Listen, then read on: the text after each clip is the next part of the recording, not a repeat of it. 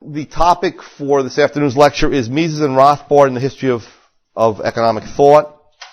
First of all, let me just draw two parallels between these economists and contrasts. I do consider them the two greatest economists of the 20th century. Okay, and you can rank them in different order, but they are definitely head and shoulders above other economists. They were born 2 generations apart. Okay, Mises was in the 3rd generation of the Austrian school, and Rothbard actually in the 5th generation, and worlds apart in terms of culture. One was born in fin de siècle, or turn of the century Vienna, Mises, and Rothbard was born in pre-war New York City. Okay, you can't think of 2 more divergent places culturally. Both worked in virtual isolation outside of the mainstream. Okay, and during very, very productive periods of their career, they were working in isolation. Both had extraordinary mental abilities, intellectual abilities, as we know, but they were both extremely humble intellectually. I spoke to I knew Rothbard personally and met with him many times, and he was an extremely humble person, and he was always referring to Paul Samuelson and the others in economics as the big shots of economics. Okay, but he never tooted his own horn and talked about how his contributions. I mean, they were just there for everyone to see, and he was a very humble man. Would speak to anybody. When I first met him, I was in graduate school. I was a vice president of the New Jersey Libertarian Party, which consisted of me and a few other people. Less than are in this room right now. Half, if that. And he came from New York to New Jersey. Not a long trip, but give up a whole afternoon. And he was going to be our first convention speaker. And I asked him how much he wanted, and he said, well, I'll take $75. I mean, he did it almost for nothing.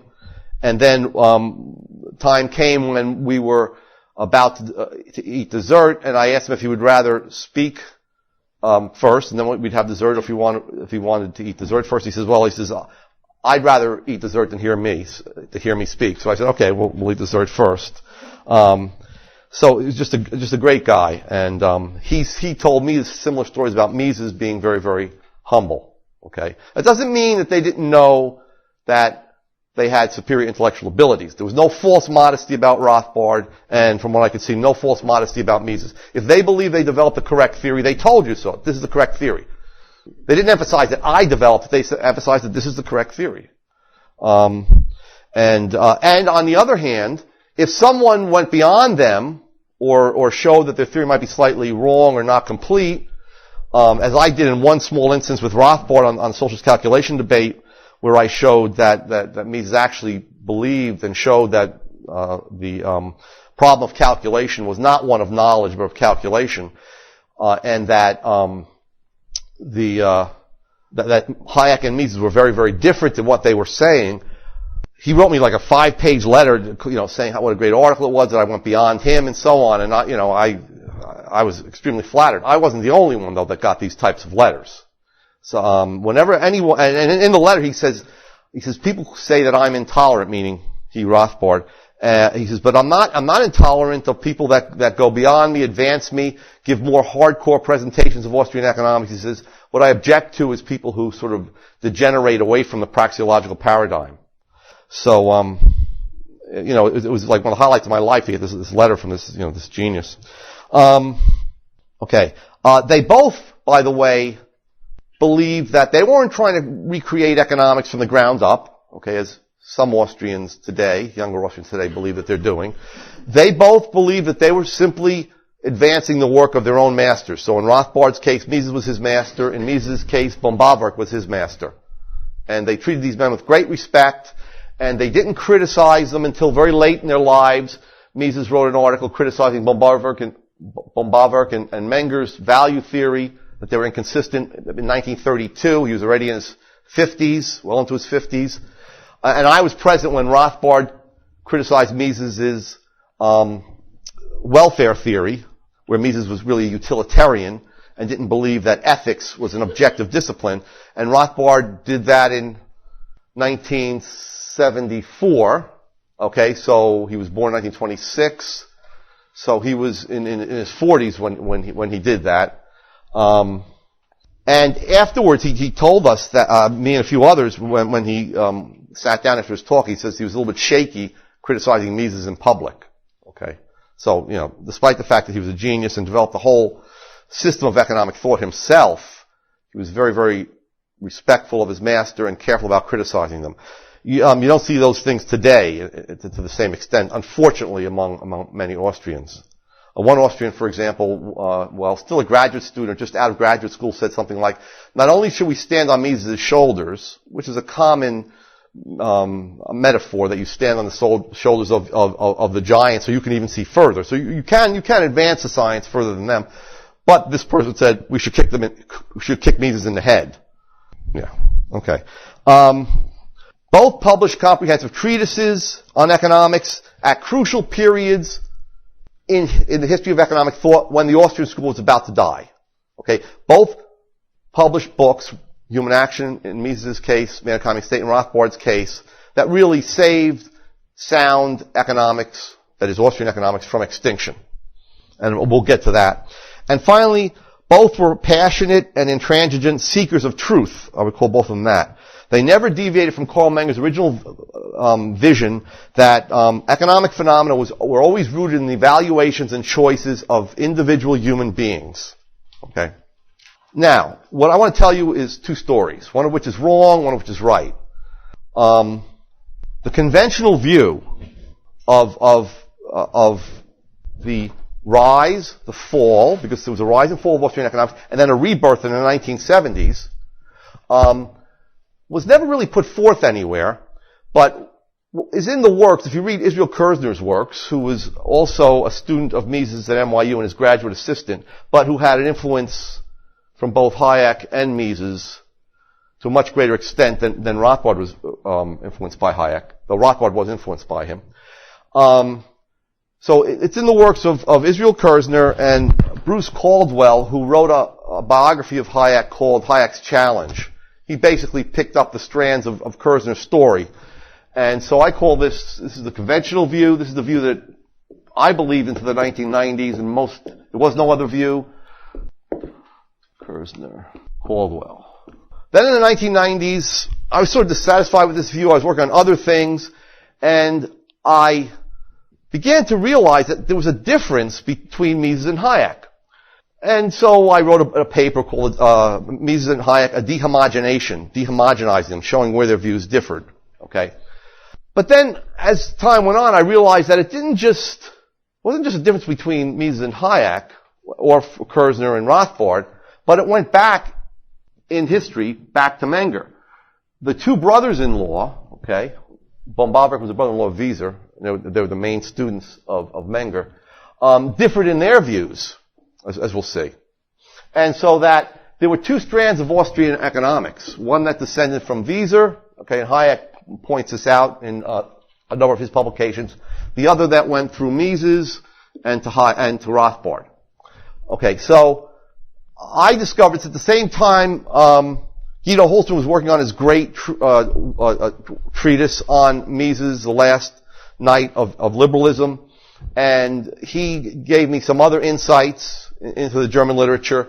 So I call it, this is the revisionist view. Salerno, Holzman view. Okay. All right. So, let me tell you this view first, because this view I think it can be pretty easily dismissed, okay? It's the following. Austrian economics was at the top of the world and was riding high from the time Menger wrote through the 1930s, especially when Hayek brought to Great Britain and other economists such as Fritz Machlup brought to the United States the Austrian theory of the business cycle, which seemed to explain the Great Depression. And that was done began in 1931. Then suddenly in 1936, while the Austrian school's riding high, John Maynard Keynes, okay, I expect you to hiss when I use that. Yeah, that's, okay. Keynes wrote his book, the general theory of employment, interest, and money. Okay? And the Austrian theory of the business cycle, and therefore Austrian economics, there's a problem right there. There's much more to Austrian economics than just the Austrian theory of the business cycle, was buried by a Keynesian avalanche. There's a book called The Keynesian Avalanche. So this is sort of the Keynesian avalanche view of the death of Austrian economics. Out of nowhere, this Keynesian avalanche came, buried Austrian economics, no one refuted it, everybody just forgot it. That's it. It's gone. Okay? That's kind of fishy. That's not the way things happen in the history of economic thought. Then, miraculously, in 1974, and I call this the Big Bang theory of the Austrian rebirth, because it seemed to come from nowhere, right? It comes from nothing. Ex nihilo. People just hanging around and being Keynesians and stuff, and that's cool. And, Keynesianism is coming in for criticism because since the middle of the 1960s, the Vietnam War, we have a higher inflation than we had during the post-war period. And for the first time in 69, 70, we have a recession and we have an inflation at the same time, which is called stagflation. And so people are starting to lose confidence in Keynesian economics, but they're turning to monetarism more than anything else. But suddenly there's a conference that's held at a small and scary town, actually, South Royalton, Vermont. It's the middle of nowhere. You can actually, at night you can hear the wolves in the distance. I thought it was in Transylvania. It was ridiculous. No, seriously, it was howling dogs and stuff, and very weird people. Some of us were at an inn, but other people like myself were stuck at these houses where people in the town lived. And it was like Stepford Wives. You'd walk in and they would just be, and then they would walk on, so it was very, very strange. Alright, so this comes out of nowhere in June of 1974, and then, miraculously, Hayek wins the Nobel Prize in October 1974, and suddenly, we have a big Austrian rebirth. Remember the movie, what's the baseball movie with Kevin Costner? Field of Dreams. Why was this conference held? I mean, is it true that, did someone say to the sponsors, if you hold it, they will come? As they, if you build it, they will come? Okay, no, of course not. That's not the way things happen in the theory of, history of economic thought either. Okay?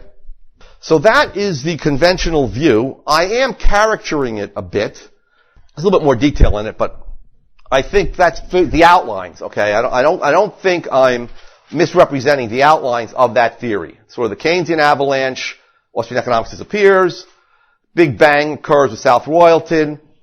Out of nothing, we suddenly have this thriving revival of Austrian economics, okay? And so that's the Keynesian avalanche / Big Bang theory of the death and then rebirth of Austrian economics. Okay. Now, there's a number of things wrong with this theory that I'll just mention now. Then I'll go through the revisionist, correct, Salerno-Holzman theory. Okay. The first thing wrong with it is that, let's see. Okay. It attributes almost no role in the rebirth to Rothbard or even to Mises. Okay? If any personality is mentioned, it's Hayek, and then it's this sort of conference. That's all it's mentioned. That's number one. That's one thing that's wrong with it. Secondly, it treats the Austrian school before the 1930s as a monolithic entity. But there were a lot of controversies. There was a distinction in a very general way between two different traditions. It ignores all of that. It doesn't talk about all of that. Okay, that's another problem. It does not deal with the crucial importance of institutions.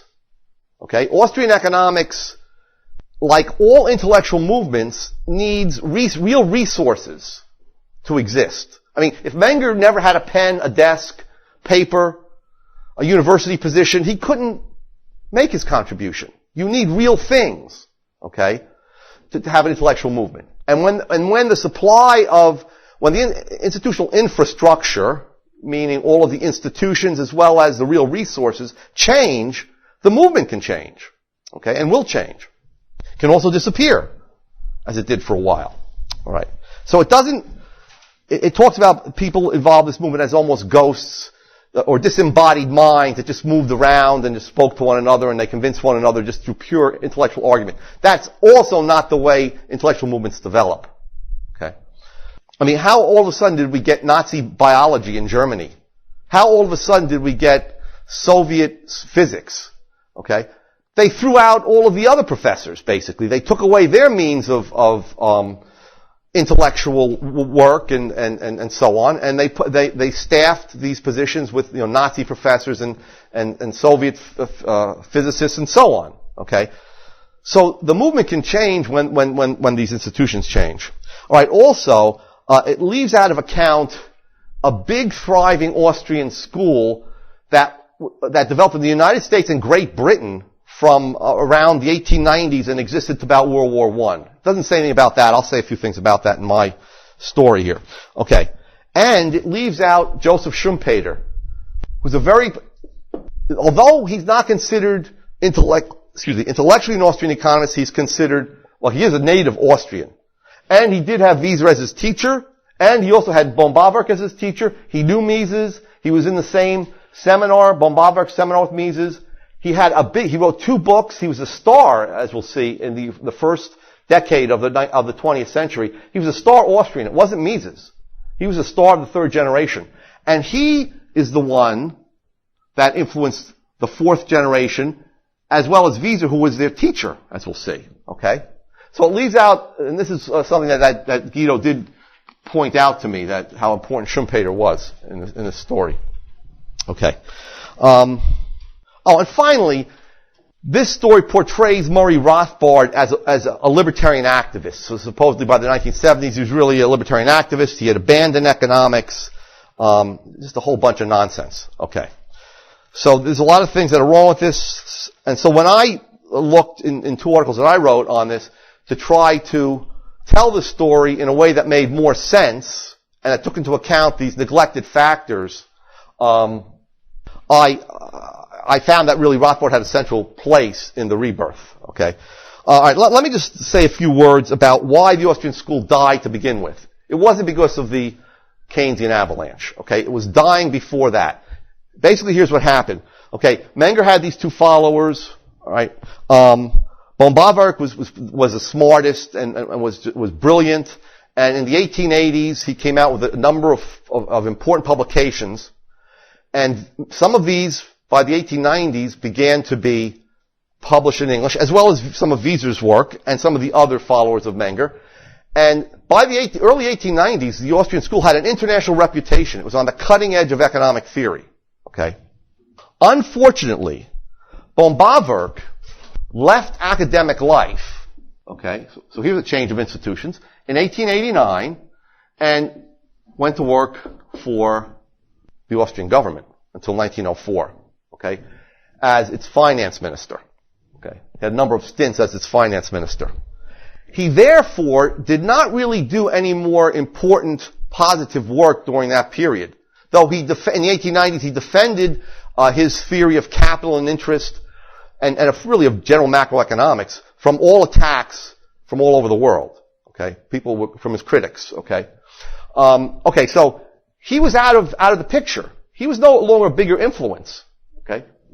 In the meantime, Menger retires in 1903 from the University of Vienna, the premier center of intellectual work in Austria, and his chair is taken over by Wieser. Okay. Now Wieser is not a pure Mengerian. He has a lot of influences from the mathematical school, from Walras. What he wants to do is to come up with some sort of way of determining when society has a maximum social utility. He believes you could actually add up utility, whereas Menger and von Bauwerk really didn't. And he tries to use the law of marginal utility to combine it with some sort of psychological laws that will allow him to say something about when society is using its resources in the best way possible, when there's a maximum social utility. Okay? So he's really a general equilibrium economist, but using general equilibrium applies to the sort of economic system we have today, in which people are treated as stones and atoms, and they can be described, their actions can be described with a system of simultaneous equations. Okay, he's not quite at that level of mathematician, but he accepts this in general. Okay, Schumpeter's his student, and Schumpeter writes two very, very important books in 1908 and 1911. The first one makes him famous in Austria. It's called The Nature and Necessity of Economic Theory, and it defends more explicitly than Wieser general equilibrium theory. Okay, even though Schumpeter is actually a lousy mathematician, he holds that the greatest star of economics, he makes some statement like that, is Leon Walras, the father of mathematical economics. Okay, this makes him famous in Austria itself, but then he writes a book called it's not a business cycle, and it's called the Theory of Economic Development, and this brings him worldwide fame. Okay, so what happens after World War I? Okay, Wieser is the main professor at the University of Vienna. The fourth generation of very, very distinguished economists come in. They come in 1918 through 1921. Wieser's their teacher. They learn all their economics from Wieser, and they read these two books. Okay? Now, Mises, they know who Mises is. Mises is an unpaid lecturer there.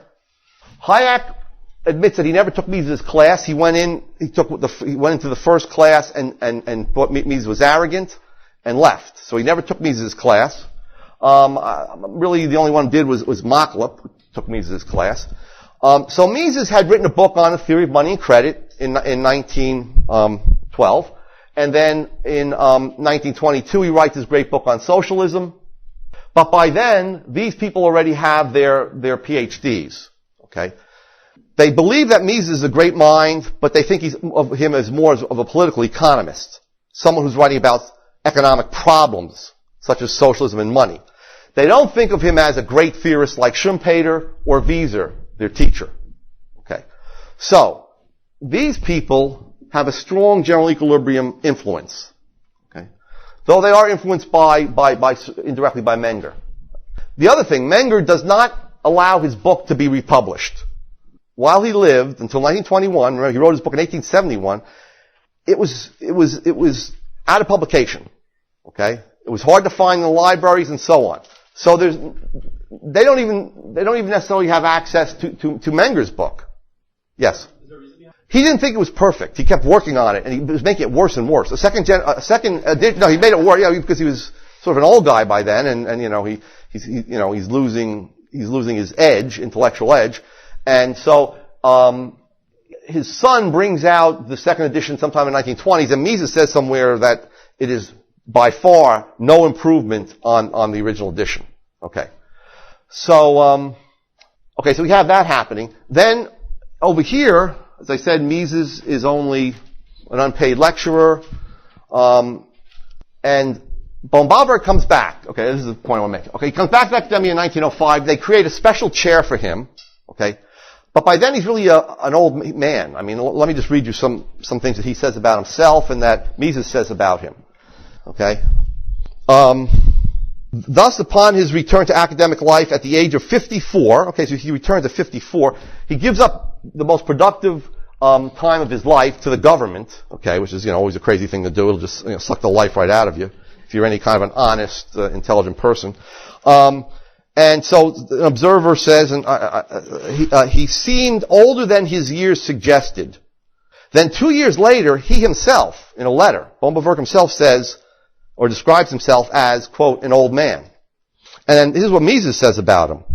Mises, who attended Baumgartner's famous seminar at the university between 1905 and 1913, observed that in this period, Baumgartner, quoting from Mises, Baumgartner could have produced much more if conditions had permitted it.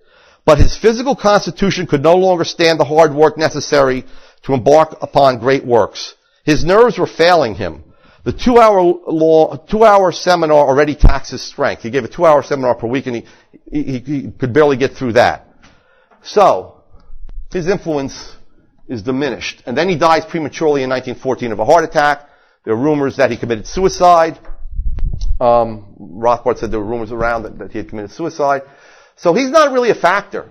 Okay? So the Austrian school, the pure Mengerian school, is already dying. Okay? By 1914, Wieser comes out with his treatise, and everyone thinks, well, this is the greatest product of the Austrian school. This is a full treatise on economics. It's called The Theory of Social Economy. This is the Austrian school. Okay? And this is what he taught to his students, and plus they read these books. Okay. So the point was that economics began to die. Austrian economics began to die in Austria itself by 1914. It wasn't a Keynesian avalanche. Okay? That's number one. There's a couple of other factors.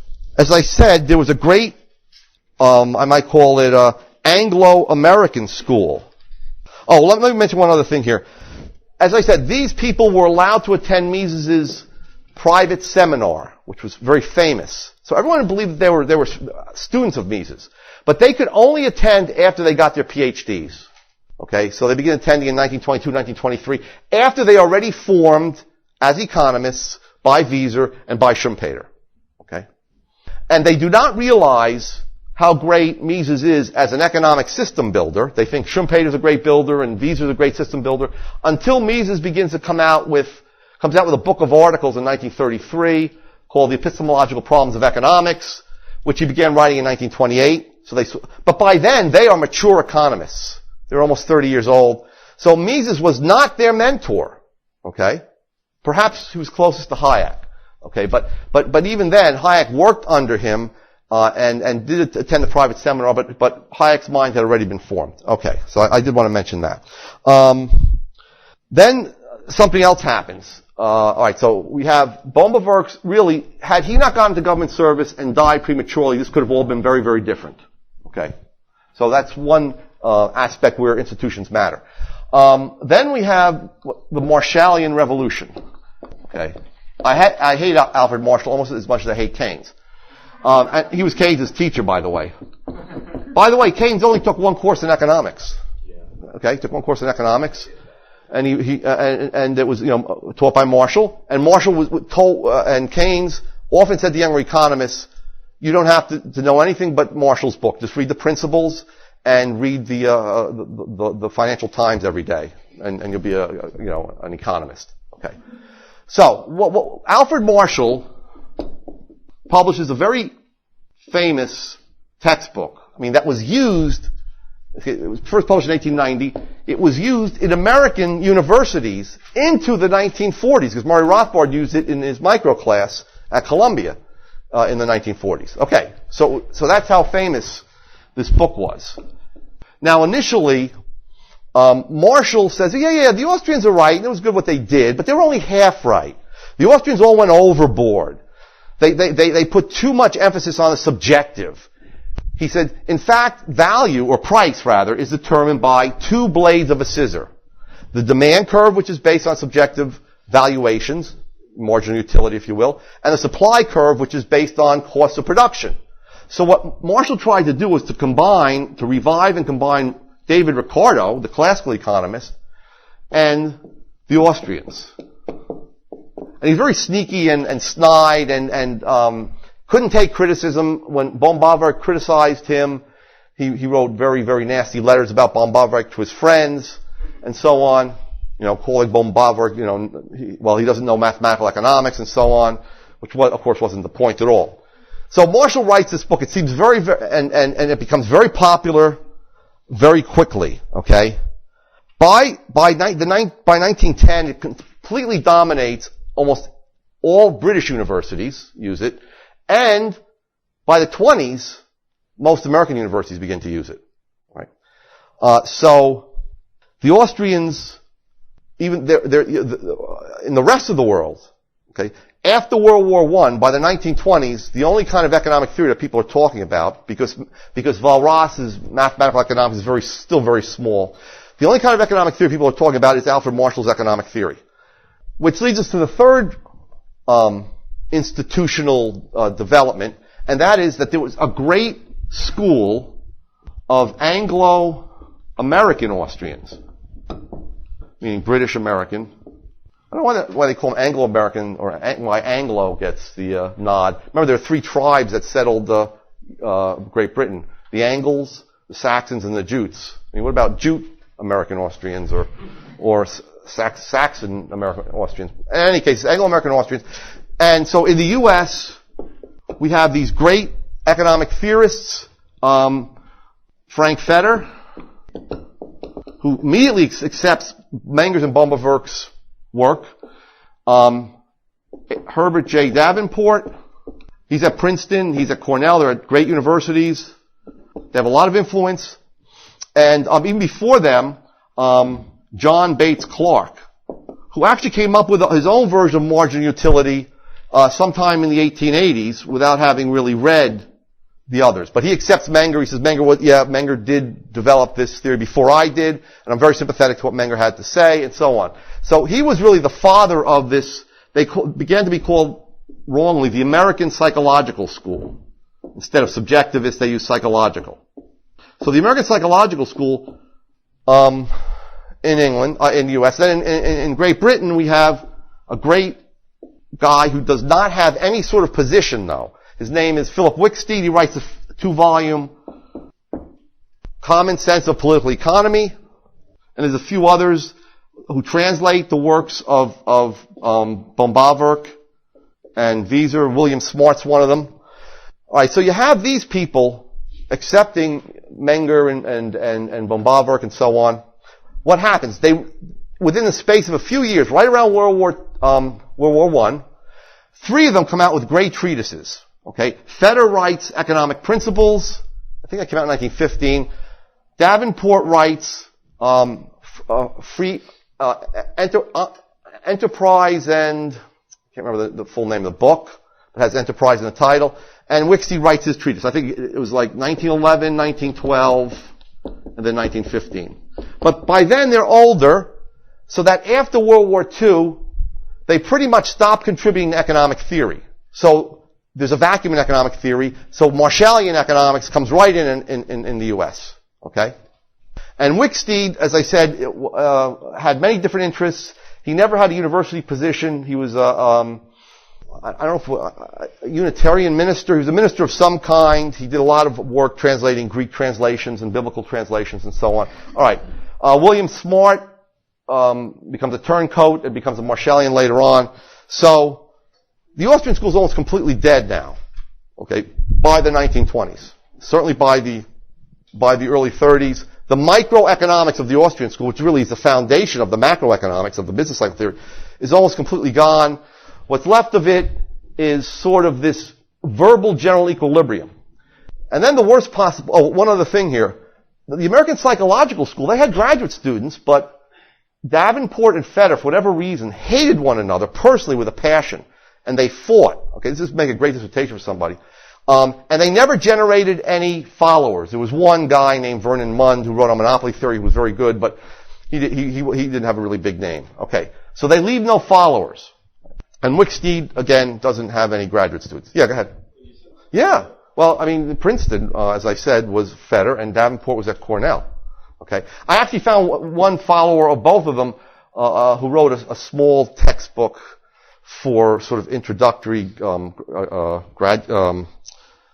economics students. Okay. Besides the guy who wrote on monopoly, but people forget them. Okay. I've actually done some work. There's actually a few people that were scattered around, but they didn't have the sort of reputations that these guys had. All right, so no one's left.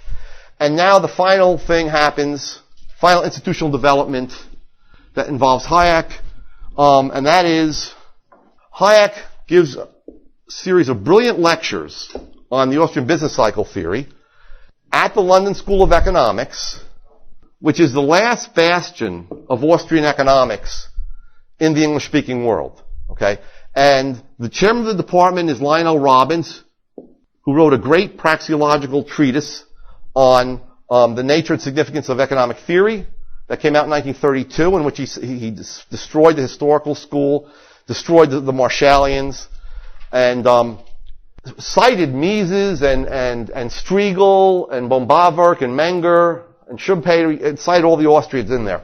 And he's a chairman, so he brings Hayek over, and Hayek gives these brilliant lectures, and they invite him to become a member of the London School of Economics, the most prestigious non-Marshallian, non-Keynesian bastion of economics. And there's a few other people there. Robbins actually took read Wicksteed, and so he also got some Austrianism through Wicksteed. There was another guy who liked Menger, Edwin Cannon, who was Robbins' teacher and the prior chairman. Okay? They're not quite as important, but, so, he brings in a lot of these students of Cannon and of his own, and so there's an Austrian department there. And one of these students is John Hicks, who turns out to be a great mathematician. Or Hicks. So what does Hicks do? Hayek and Robbins realize that Hicks is brilliant. He writes a sort of an Austrian theory of wages, a book on wages, and how marginal productivity determines wages, and unions really can't change the level of wages for the whole for the whole economy or for the whole labor force. He writes that in 1932. But then Hayek, for some nutty reason, tells him he should read Pareto. Pareto's a mathematical economist. So Hicks reads Pareto and then begins to develop an explicit mathematical general equilibrium theory. It's brought for the first time into the English-speaking world from the French. Okay? And so Hicks starts, really, the whole theory of general equilibrium in the English-speaking world. And unfortunately, both Hayek and Robbins think that this is fine. It's just an alternative way of stating what Mises and Menger had to, what Menger and Bombawerk had to say in just more rigorous mathematical form. And what's interesting is what Hicks says. You can see his reading list starts to change for his classes. Okay, and you can see that he's putting more and more sort of neoclassical mathematical authors on his reading list. Okay, so by the let me just read a little paragraph from my article. By the mid-1930s, Robbins had begun to fall under the sway of Hayek and Hicks, confusing the dynamic Menger-Wicksteed price theory, okay, with the Walrasian pure logic of choice. Okay, where you simply set out this choice as a maximum in mathematical form. It isn't really choice at all. For example, in his syllabus for the course on general principles of economic analysis, which he gave during the 1934-1935 session, Robbins included under the headings, okay, modern works in general theory. He included treatises by Bombawerk, Wicksteed, Fetter, Clark, and Davenport, all pure Austrians. Alongside that, he included Cassel, who was a German general equilibrium theorist, Pareto, and in a revealing note, okay, so he's starting to change in 34-35. In a revealing note in the syllabus, Robbins wrote, "The treatment will be non-mathematical in character. Students who wish to witness the same problems treated mathematically should attend course number 66, Introduction to Mathematical Economics." So what is he saying here? That there's really no difference between the Austrians and the mathematical school, except the Austrians are saying the same thing verbally. Okay? And what does that tell you? It tells you, well, you know what? You're saying it verbally, it's less efficient, it's less economic, you're using more words, you can use fewer symbols to say the same thing, and it's less elegant, and it's less precise, because you're not using mathematics. And then in 1930-39, he struck out treatises by Clark, Fetter, and Davenport. He kept Pareto's mathematical book, and then added an article by Hicks and Allen on a reconsideration of the theory of value, which is sort of the main or seminal work of mathematical general equilibrium theory. Okay? And he adds other books that are sort of non-Austrian. So, because of Hayek's introduction of Hicks to Pareto, and because Hayek himself didn't clearly see the difference between the mathematical treatment, he did later on, again, but between the mathematical treatment and the purely verbal, logical, praxeological treatment of economics, that really put the nail in the coffin of the Austrian school. Okay, this was all before Keynes wrote his book. So all that was left was the Austrian theory of the business cycle, and then Keynes certainly did bury that. But the core of economics, the price theory, the value theory, all began to fall apart much before Keynes. Okay. Now, there were a few problems with Menger's approach. And they were, one of the problems with Menger and Bombavark was that they didn't clearly explain why we needed equilibrium at all. We do need it, but we need it for very, very narrow purposes. Okay, which Mises was finally the one to point out later on in Human Action. Also, Menger and Bombavark did not accept Mises's work on money, which integrated value theory with monetary theory. They still treated the economy as a barter economy, which is exactly the way the mathematical economists treat the economy. It's very difficult for them to integrate money because for money you need uncertainty. There's no uncertainty under equilibrium, where everybody knows everything. If you knew exactly how much you were going to spend throughout the rest of your life and exactly when you would get your income, okay, on what date you would get your income, you wouldn't want to hold any money. What you would do is you would invest all your money as soon as you got it for periods reflecting the next time you would need that to come due. There'd be different maturities. No one would want to hold money. If everyone tried to get rid of their money that way, prices would explode into infinity and the economy would collapse, as Mises pointed out. So, this was another problem with the Mengerian, with the original treatment, which again Mises fixed. And they also left out the entrepreneur.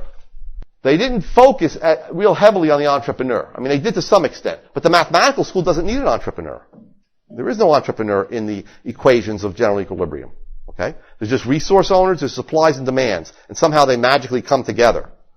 Okay. Anyway, all of this happens. All right. So now let's get to Mises very quickly. He saw what was happening, and he realized how serious it was. That Menger's original vision was about to die. That mathematical economics and then Keynesian economics, and including Marshallian economics, it was a whole mix-up of Marshall's partial equilibrium. Marshall treated each market in isolation, okay, and didn't look at the overall economy. The general equilibrium theorists did look at the overall economy, but they treated it unrealistically, as if it were, a system of equations, as in classical mechanics. Marshall didn't focus on the consumer, but on the businessman, just like the classical school did. So these are all problems. But to make a long story short, these views dominated, and the Austrian view got pushed out. Okay, so Mises then leaves Austria in 1934, gets a position in Switzerland, in Geneva, at the Graduate Institute of Economic Research, or I can't remember the exact name, but from 1934 to 1940 or 1939, he really rarely writes anything, and he's very prolific. He writes a few book reviews, one or two scholarly articles, some popular articles for newspapers and magazines. Why? Because he's working on rehabilitating Mengerian economics. Okay, and that book came out in 1940. It was called National Economy. It was the German predecessor to Human Action. And unfortunately, it comes out in 1940. The war has broken out. He's in Switzerland, and he's cut off from the German language market. So the book dies on the vine. So just to speed this up a little bit, in the 1940s, for various reasons, including helping with the war effort, American and British economists begin to work for government. Governments like statistics. They like mathematical models telling them what's going to happen if they do one thing or another thing. And you get a movement towards general equilibrium and Marshallian economics. By 1949, when things open up again and Mises publishes Human Action, no one cares about the book. Okay? What happens is that Mises gets a few students, okay, comes to the United States in 1940, gets a few students. In the 1950s, he's teaching at NYU. In his seminar, Rothbard, Kerzner, Henry Hazlitt, Hans Sennholz, and others. And during the 1950s, not much happens. Austrian economics is all but dead. Right? And so let me just give you sort of the end of this story, or bring it up to date very quickly. So Austrian economics is almost dead. Only a few things are published in the 1950s, including a few books by Hazlitt attacking the Keynesian economics, the failure of the new economics. He publishes a book. Ludwig Lachmann publishes a very good book on capital in 1956 called Structure of Capital. Rothbard publishes a great article attacking neoclassical utility and welfare economics called Towards the Reconstruction of Utility and Welfare Economics. And Israel Kirzner publishes a book in 1960 on the economic point of view, in which he shows how all other definitions of economics are really inferior to the definition that Mises gives in terms of praxeology. But no one's paying attention to any of this, okay? And so Austrian economics is dormant. And then something happens. Rothbard finishes Man, Economy, and State in 1962. So we have Economy and State. Just when Austrian economics seems like it's almost completely dead. We just have a few works here and there. In 1963, he publishes America's Great Depression, explaining why it wasn't the free market as everyone thought, but in fact, Federal Reserve System intervention into the economy that brings about the inflation of and boom of the 1920s, and then the collapse into the Great Depression. He also publishes a book on What Has Government Done to Our Money, a small pamphlet that comes out, I think, in 1960, I think it was 61, actually. So he's enormously prolific, okay, to publish all these works. Okay, he's been working on these works in the 1950s, and he publishes them. And here, I claim, is the beginning of the revival of Austrian economics. Now, why would I say that? Because all of the young people, the 30 participants that show up at South Royalton in 1974, there's 30, to hear Murray Rothbard, give lectures, Israel Kirzner gave lectures, and Ludwig Lachmann gave lectures. Where did those 30 people come from? I mean, they just show up? No, of course not. During the 1960s, most of them are graduate students, such as myself, or they're young professors. Okay, very young professors. And everyone is steeped in Rothbard's Man, Economy, and State. Everybody at that conference, almost without exception, is a Rothbardian. So, before you can have an intellectual movement, you have to have some sort of unifying, integrating treatise. And this treatise, which then refers back to human action, so if everyone reads Man, Economy, and State, then goes back and reads America's Great Depression, and then reads human action. Everyone has read these books. Now, Kirzner publishes a very famous book in 1972 entitled Competition Entrepreneurship, very good book. But by the time he publishes that book, everyone is already a Rothbardian. Okay? And this is just an added benefit to have this book published. Okay, so, actually it came out in 1973, Competition Entrepreneurship. Okay, before this conference, all of these young Austrians, or would-be Austrians, are in isolation. They don't really know one another. Okay? I remember when I was reading America's Great Depression, I was working in the summer between, in my interlude in college, in my summer job, I was working as a janitor. And I used to get my work done really quickly, and then I'd go into this, I would go into this broom closet, with just one little light, and I'd be reading America's Great Depression. I mean, I felt so alone. I was alone. So in that broom closet, with the light. But that's how everybody was. And then when we met each other, it was unbelievable to meet other people like Richard Ebling and Don Lavoie and all these other people that were my in my cohort. Okay, so that's what starts the revival. So I don't take the revival from 1974. That's sort of the culmination. Okay, where people recognize each other and suddenly there's a movement. But the revival begins intellectually in I think with the publication of Man, Economy, and State. So that's very important. So I call there's three phases of the revival, and this was the first phase. I call this Genius in Bloom, in which Rothbard publishes these works. He goes on and publishes very quickly later on. In 1970, he publishes Power and Market, which was supposed to be the third volume of Man, Economy, and State, okay, and is now included in the latest edition. Okay, but they made him cut it out because it was too radical in its political economic conclusions, saying that we could have defense services without a state.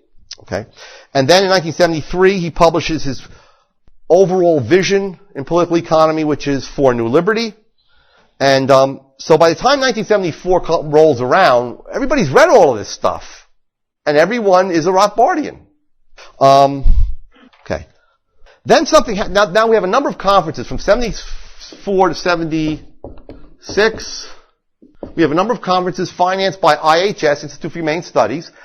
And the second one, 75, is at Hartford, University of Hartford. And it's for the younger scholars like myself, who are still graduate students, who write papers, and then the senior scholars comment on them. Well, my first academic paper I ever gave was commented on by Israel Kirzner, and Hayek was there.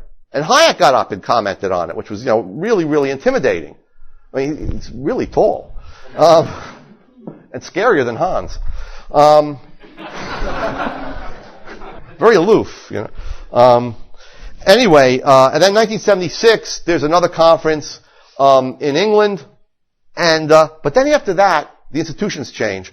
IHS, as well as other sort of foundations that were free market foundations that financed Austrian economic programs, is taken over by a billionaire, and is changed. And what they want to do is they want to get instant credibility in the mainstream. So they begin to downplay over time the more radical Austrians, Mises and Rothbard, and they play up the Austrians who are much more, let's say, gentle in their approach, who tend to be more outreachy. They reach out to the rest of the profession. So they play up Kirzner and they play up Hayek. Okay, and they give funds to Kirzner to start a program in the late 70s at NYU in economics. There's also money to start a program, and I was in this program from 78 to 80 at Rutgers University. Okay, that program actually went after 1980 to GMU. Okay, so Rothbard loses an institutional home. He has no institutions backing him any longer. Okay, he has a fight and a falling out with these people in 1982 over certain things with the Cato Institute and IHS. And yet now, does he become a libertarian activist? That's the last thing and drop completely out of economics. This is what some of the people at GMU want you to believe, that it's really Kirzner who dominates Austrian economics from the late 1970s onward, because Rothbard has abandoned economic theory and he has become a libertarian activist, which is they say in a sneering way, you're an activist, so you can't be a thinker if you're an activist. So, what does Rothbard write? Let's see. During that time, I'll end with that. Yeah, he writes a number of brilliant economic essays. The Myth of Neutral Taxation comes out in 81. Law, Property Rights, and Air Pollution comes out in 82. The Federal Reserve as a Cartelization Device in 84. The Case for the Genuine Gold Dollar in 1985. He also publishes 2 books, The Ethics of Liberty in 82 and The Mystery of Banking in 83. It's hardly the work of purely a libertarian activist. Okay, so Rothbard's out of it until he finds a new institutional home. We'll bring you up to date. The new institutional home is founded in 1982. It's the Mises Institute. And it brings Rothbardian thought back into the center of Austrian economics. By 1987, we have the Review of Austrian Economics started.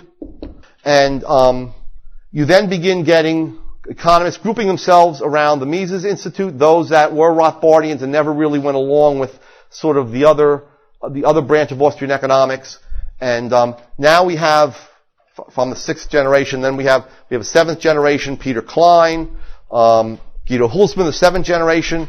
They come into it in the 1990s or so, and now we're working on the 8th generation. But if it was not for the Mises Institute, I think Rothbard's message, okay, because he really didn't have that movement infrastructure, the institution that he needed, like the Mises Institute, I think would have been lost in the 1980s. He would have been writing for himself.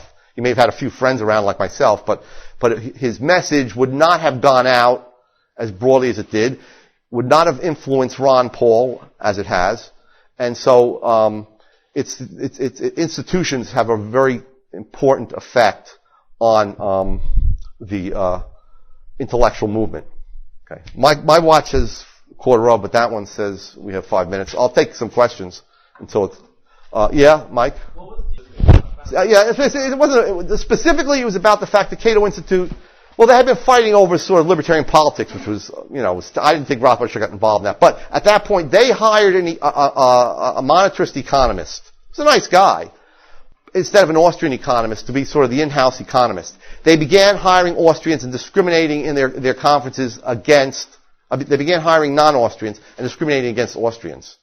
I went to a conference in 1978, a huge conference on inflation at Rutgers, with this money from this institute, and it was all big names, like Martin Feldstein, Republican economists, and there were few of us who we didn't have any reputations. So basically, when it got publicized in the New York Times, they just mentioned the non-Austrians, and everybody else's name was left out. But this is what they were looking for. I mean, that's one strategy. Okay, to soften the message. Yes. Austrian Economics without you-know-who. That was when everyone forgot about Mises.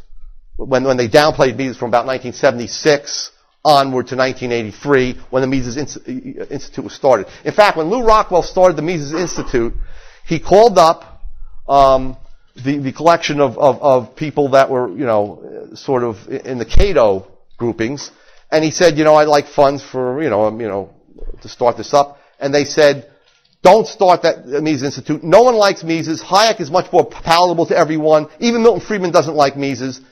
They commanded him not to start the Mises Institute. So that's when he turned to sort of a grassroots type institute where you go to people all over the country. Okay.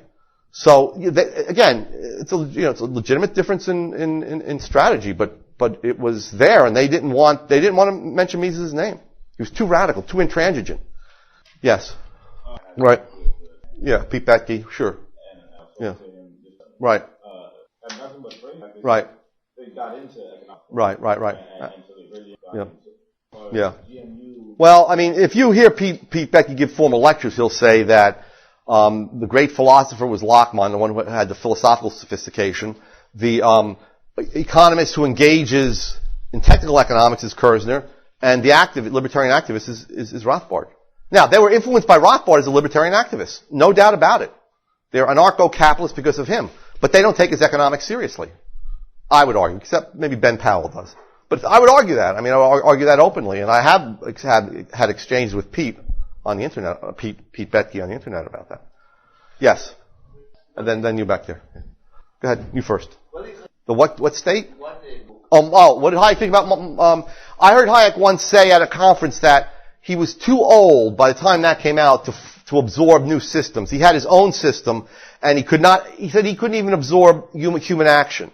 Because that came out in 1949. Hayek had already been developing his own system of thought. And also Hayek has written that he was part of this, explicitly said he was part of this tradition, but he said that Rothbard and Kerzner and so on, they were really part of this tradition, and he had thought more would have come of this tradition, but it didn't. So he admitted this tradition had sort of fallen by the wayside. Okay. And last one back there. Yeah. Sure. No, because we were all, at the beginning it was very vicious and so on, but everyone's friendly now. I mean, No, it's not, I wouldn't say ideological in the sense of we both want the same, both interested politically in a free society. Let's call it totally voluntary. Strategically, it's very different. It's like, they want to hide the message, and when you do that, you tend to lose. People tend to forget. Look, if you're writing non-Austrian economics just to get it into a mainstream journal, then you're not writing Austrian economics, and you're not building up your human capital in Austrian economics. Whereas here, the message is much more open. Okay, I can talk to you after because it's time to go. Thank you.